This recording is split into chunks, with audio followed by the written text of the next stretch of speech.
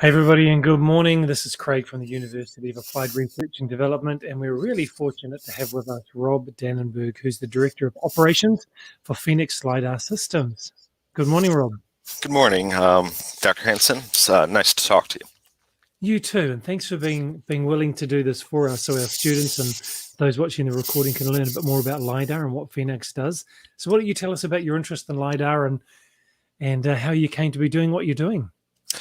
Sure. So I'll be honest, I've got kind of a unique story to get into LiDAR. I actually started a unique consulting business for law enforcement and first responders, which kind of applies to what you guys do a little bit. And we were doing photogrammetry mapping for landslide assessments and everything in the Northwest. And we started doing accident scene investigations for rail incidents, highway incidents, and everything else, and realized that LiDAR would probably be a better application for a lot of those, because a lot of those applications had very heavy vegetation around it, and we couldn't model risk underneath the vegetation. It was easy to model a landslide after it happened, but before it was happening for risk, photogrammetry really wasn't penetrating that vegetation. So I dove into LiDAR. This was back in 2011, before LiDAR was really being used on UAS, and traditional airborne LiDAR was having some density issues to be able to model what you really wanted to model for that. So I was working with Regal and Phoenix LiDAR at some different times to take some of their helicopter systems, lighten those loads a little bit to be able to put them on UAV for quicker access when helicopters weren't accessible, and still being able to put those up on a helicopter when we needed to map larger areas. And that kind of started my LiDAR journey. I had that small company in the Pacific Northwest of the United States doing that for a while, ended up selling that company and worked with a couple large engineering firms setting up their airborne remote sensing programs over the last 5 years, with some pretty high degrees of success, doing everything from traditional surveying and mapping to emergency response and storm response, really focusing on the LiDAR side. During the COVID pandemic, I decided that I wanted to make a little bit of a change. The company I was with was an amazing, great company.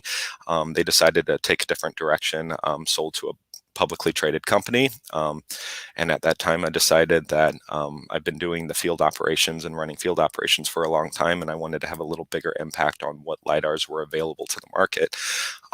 Me and Grayson have known each other for a long time, gave him a call, came over to Phoenix LiDAR to help kind of derive the next generation of LiDAR products, and help run some day-to-day operations to get the right tools into the hands of the people that need them.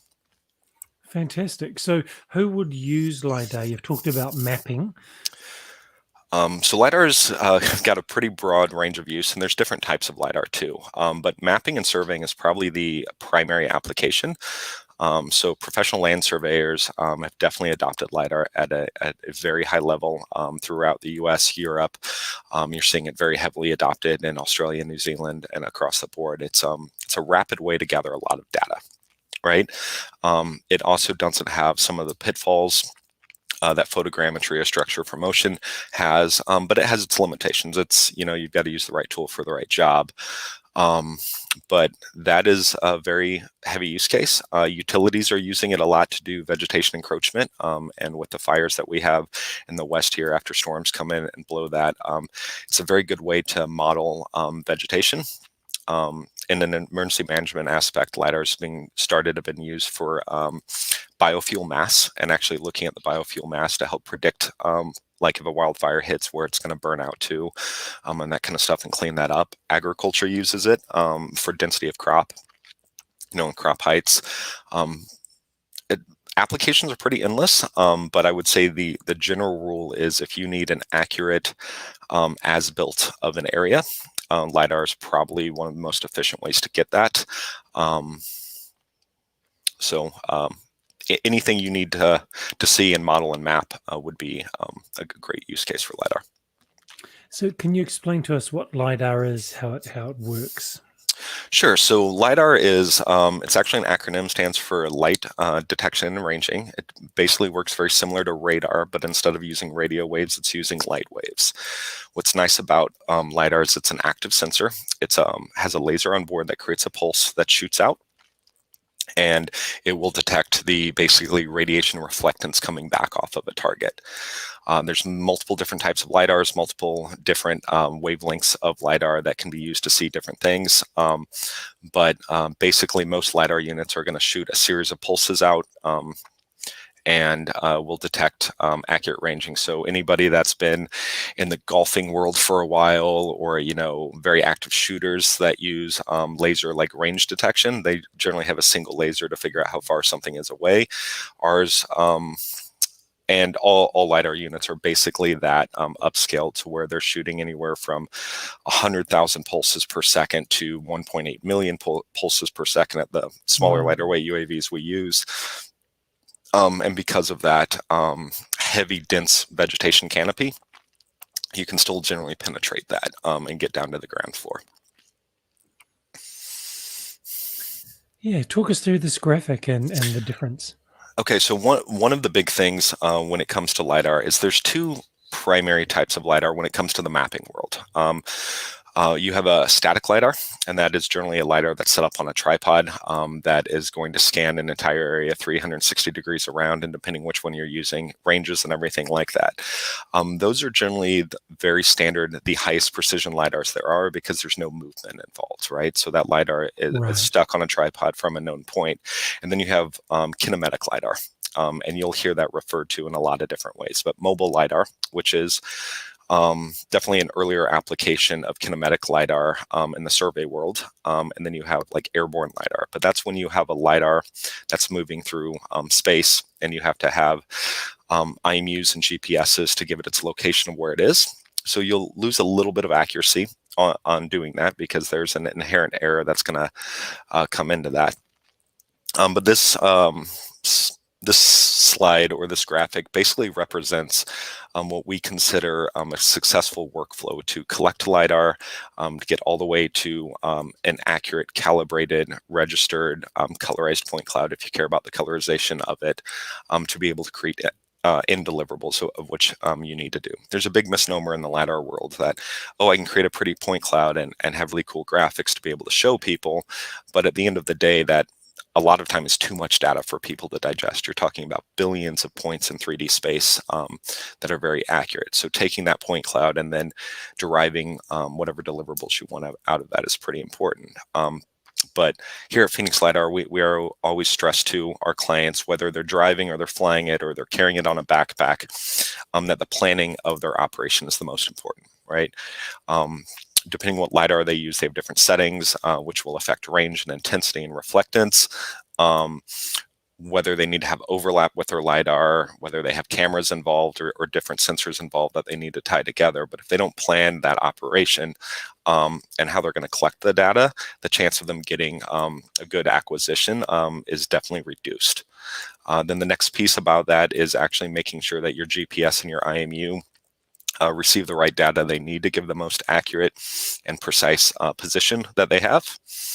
And then with one of the differences between Phoenix LiDAR is we actually provide real-time data. So as you're collecting data, you can actually view the point cloud live of when you're collecting. Wow. Make sure you're gathering what you want. We can do that colorized live, so we can actually tie in the cameras directly to that, depending what type of imagery sensors we have. We do thermal, hyperspec, multi-spec, NDVI. We can do all of that live. So if you're on a helicopter and you have a big collect, you don't generally want to go collect for 5 hours, come back and then see if you got everything you wanted. You want a better idea as you're moving forward. And as you get through that and you collect your data, how to do some rapid data reviews to make sure you collected everything you want. And then we have some proprietary software, but we also use some industry standards for software, and we'll walk people through how to post-process their data, do their adjustments, bring it to a survey ground control, if they need that, for real world accuracy, how to filter out any of the data that they don't care about, and then push that data out to that deliverable. And, in an emergency response environment, nobody wants to, filter through billions of points. They want to surface, right? They want to know what does the ground look like and how do I get to that ground as quick as possible. So how to basically expedite a lot of that. And LiDAR has the unique advantage of not having to break, hundreds of photos apart into pixels and then relate those pixels to each other to create that 3D model that every single one of those points that have returned already have that place in space. So you can generally post-process that significantly quicker.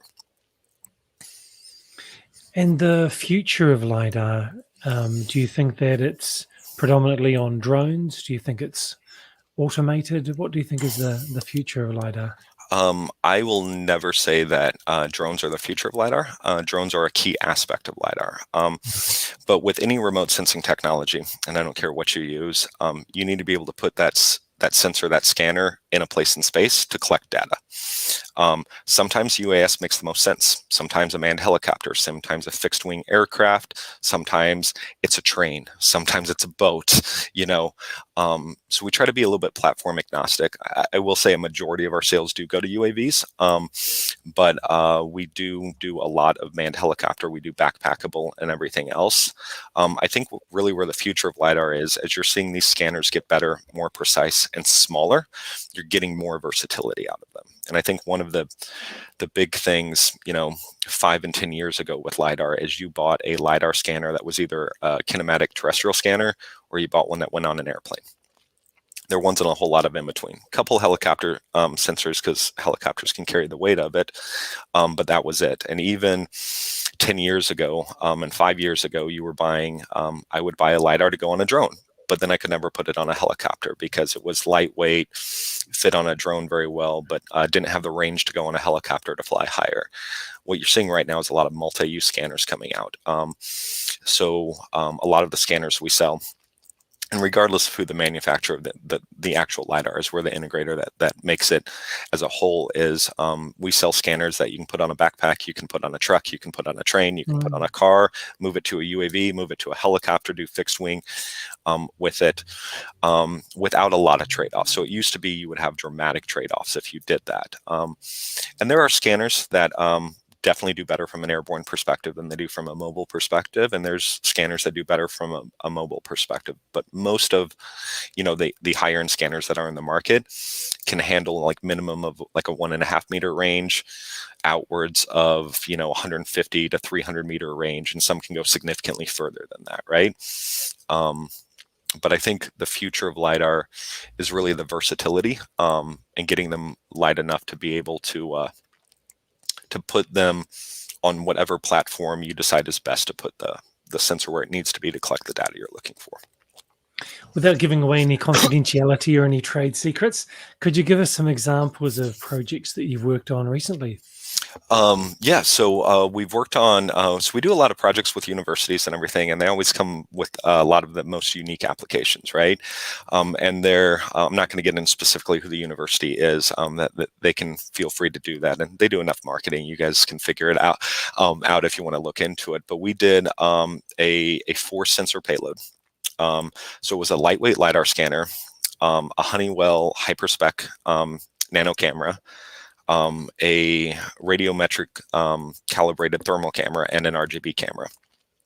And they're using this in swamp and very complicated environments to do some environmental pieces, right? And that's a pretty unique application. It's definitely a they also add other sensors on their end that we don't touch on that, but they're trying to come up with basically the catch-all. That they can collect all their data in one pass. They do everything from a UAV, so we had to use lightweight scanners and everything like that. But they've had a lot of success. They've been doing it for 1.5 years. They just have gone into their 2nd and 3rd scanners, to be able to cover some more areas. But that's a pretty unique thing. We've also built custom scanners for people doing snowfield and glacier mapping, so they can kind of monitor what the snowfall looks like and how that's going to affect water resources for the next year and everything else. And one of our clients did that with NASA recently as a big R&D study, had a very successful project, and now that's going to be an ongoing thing in the states that they work in. We work with Harvard University is doing a lot of things in South Africa with some unique applications of LiDAR and RGB and everything like that, and we built most of their scanners for them to do that. But it really ranges. I mean, almost every week I have a client tell me something very interesting that's going on. Recently there was Canada, they found like a burial ground, like a native burial ground. Wow. And everything like that, and they wanted to do the archaeology on it, and they were able to use our scanner, and they were one of the people that have mobile helicopter and a UAS option, and they were able to like bring all three of those to bear on that project to get the best data for their clients. And I thought that was super interesting that they were able to do that. And then I'm sure you guys have all been aware of all this archaeological finds that they've been finding in South America with like these Incan and Mayan ruins and those kind of things. And most of that has been attributed directly to LiDAR. Of LiDAR having the penetration to get through those ridiculous vegetation canopies and still being able to model the grounds and find things. So those are the ones I find the most interesting. So for newbies like me who are trying to figure it out and understand, so with LiDAR, the pulses would go through, like you say, vegetation. So it can actually go through objects, things that are in the way to a certain level, and then you can map that out what's behind it. Yeah, so it doesn't technically go through the X-ray. I guess a good description of this is when you shoot a laser pulse, it's kind of like a flashlight. And if you ever shine a flashlight against a wall, the closer you are to the wall, you have a smaller footprint. The further you get away, that footprint gets bigger. So that's called beam divergence in LiDAR. And there's pluses and minuses to beam divergence. But say you have a laser footprint, and just to put this in perspective, I don't know of any laser footprint that's this big, but say you have a meter footprint of your laser on the ground, right? And a piece of that laser hits a leaf, a piece of it hits a power line, a piece of that laser keeps going down, right? You'll get those multiple returns back from that single laser pulse, right? So most of the higher end LiDARs can do 5, 10, 15, 20 returns of a single laser pulse, depending on that beam divergence. If anything blocks the entire laser, you're only going to get that single return back. So if you're flying over a roadway and there's nothing over the roadway, it doesn't matter what your laser footprint is, you're going to get a single return, which is good. But if you have that vegetation, there's some different philosophies on this from some different LiDAR manufacturers, but the way that I generally relate it to clients is if you can walk into any vegetated area and you can look up and see light penetrating the canopy, you can get a laser pulse through it, period. So if you walk in somewhere and it's completely pitch black, probably can't get a laser pulse in there, right? Because everything would be covered. But you can get multiple returns on most of the scanners to be able to model through that dense vegetation. And you only need a single return, unlike structure for motion or photogrammetry, to where you generally need 2 or 3 angles on the same target to be able to create a point on it, right? We only need 1 point for, a millisecond or so on it. So if there's someone watching the recording, one of our students, an emergency manager, and they're listening to this and thinking, that's pretty cool, and maybe they want to make this a major or something they want to pursue in their career, what would you say are some things that they should do to prepare themselves to be highly effective? There are some amazing papers out there on LiDAR technology and how it works. I would say if you're going to make this a major, there's probably 4 major applications you could go in with LiDAR. One is the standard geospatial industry that we've kind of been talking about, survey, but we also have optical and electrical engineers that are designing these LiDARs, right? Like, do you want to be the guy designing the physical equipment of how the laser works, how the laser shoots, and see some of that evolution? And it's been dramatically evolving over the last 4 years. You're seeing LiDARs that wouldn't have been thought about 5 years ago, starting to hit the market now. So you can be on the physical side. There's also the software integration side of taking that raw data and being able to write the programs to process that data, to do AI algorithms to classify data. When I say classify data, we just talked about going through vegetation or urban areas. Sometimes you want to be able to separate that out. What does my ground look like? What is my vegetation? What are my man-made buildings? That kind of stuff. And you can classify that LiDAR differently. So you can only look at what you want. And there's a programming aspect to that, that a typical programmer that, knows, programming code and everything like that, if they don't understand the geospatial aspect or the 3D world, would struggle with that. And I think that is definitely a weak point in the industry, is there's not a lot of high-level programmers that can handle a lot of that, right? I mean, there are very good ones, but it's not the same as needing somebody to create an app or a database for you. That's definitely a heavier level. And then you have the the upcoming applications, the stuff that people maybe haven't directly done yet. I'm a pretty interested guy in LiDAR, so I tend to read about a lot of applications. But several years ago, I was reading about a university trying to actually get more information out of the LiDAR, since it uses an infrared laser, and there's some different nanometers that they were starting to tie a couple of those together. And when they were scanning like a building, they were actually trying to use that almost as a hyperspec camera to get more information off, not just the spatial thing, but use the reflectivity of it, the intensity values and everything to detect vegetation growth in walls or other pieces or brittle rock and that kind of stuff. And I think that's still, very, very premature in the industry. And then you have probably the largest use case for LiDAR, which is self-driving cars. Most self-driving cars, with a big notable exception that Tesla does not believe in the LiDAR theory for self-driving cars, but they are using them. And that's honestly where a lot of these small lightweight LiDARs came from. They might not be the most precise in the world, but depending what your application is, they generally meet it. But they were designed by like Velodyne and Ford Motor Company investing in everything because they wanted to put them on cars so they don't run into obstacles, right? And that is probably the fastest growing. That's not something that Phoenix LiDAR really dives too much into. We are definitely more on the geospatial side of the LiDAR than the self-driving. But then machine learning is also becoming a huge aspect on teaching machines to do the auto classifications and that kind of stuff, because that is still a very manual process with most softwares. And that would be the most time-consuming thing that I see with LiDAR. Interesting. There's a lot of opportunity for people to specialize even within this area of LiDAR. Absolutely. Yeah. Well, look, as we wrap up, Rob, I really want to thank you for your time. I know you're busy every day with many things you need to get done, but giving your time for our students and those watching the recording to understand more about LiDAR and its applications and opportunities, really do appreciate you giving your time to us. Absolutely. I appreciate the time and the opportunity to talk to you, Dr. Hansen. And if you ever need anything else, don't hesitate. And if anybody viewing this video wants to learn more about Phoenix LiDAR, feel free to reach directly out to us. You can go to phoenixlidar.com. It has all the contact info. Wonderful. Well, just for everyone's information, Rob, please don't go away as we wrap up. We've got Rob's LinkedIn link with the show notes directly underneath this video, which is on LinkedIn, on YouTube, and on Facebook. So feel free to connect with us at uard.ac.nz or uard.org. If you're an emergency manager, and like many emergency managers, you have a big binder, big folder full of all of your certifications, your training, you're constantly upgrading and learning new things, but often that training that you've done doesn't translate into an academic degree.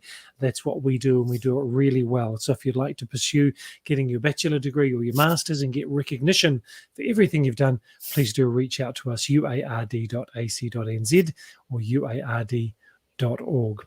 And thank you again, Rob, and we'll see you all again very soon.